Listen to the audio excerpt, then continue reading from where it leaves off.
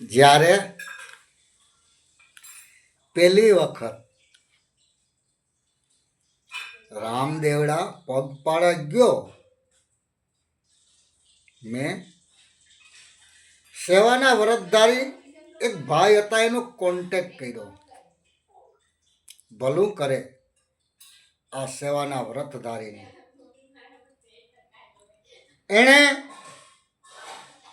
મને રામદેવડાના મંદિર સુધી ઓળખાણ કરાવી. જોજો, આ જે સેવા કરે છે, નિસ્વાર્થ ભાવ,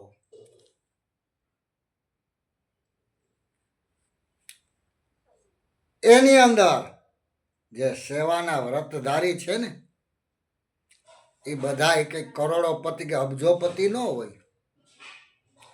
કોઈ આ શરીરથી સેવા કરે, કોઈ પાણીના લોટાથી સેવા કરે, કોઈ રોટલાથી સેવા કરે, કોઈ તમારી પાસે વજન હોય તો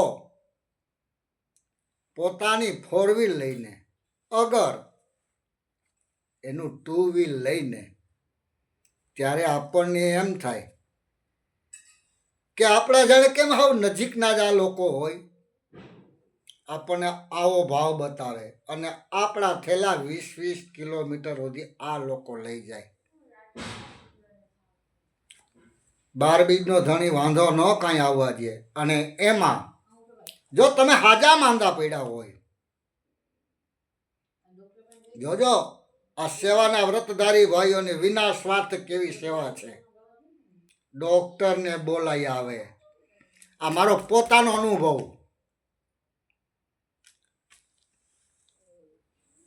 તેમજ અરે આ દેહને કદાચ જરૂર પડે બાટલા ચડાવવાની કે દાખલ કરવો પડે એવો પરિસ્થિતિ ન આવે અને આવી હોય, અડગ શ્રદ્ધા આ સેવાના વ્રતધારી ભાઈઓ આ સારવાર પણ આપે છે.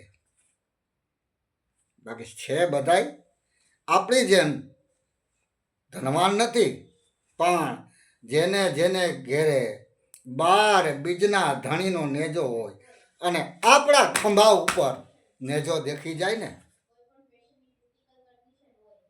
અને હું બોલે, આવો ભગવાન આવો, પધારો અમારી ઝૂંપડીએ. એને ઝૂંપડી ન કહેવાય, આ તો કૃષ્ણનો મેલ કહેવો પડે એને. અને બીજી વાત, આ બધા થાંભલા કહેવાય, ટેકા કહેવાય.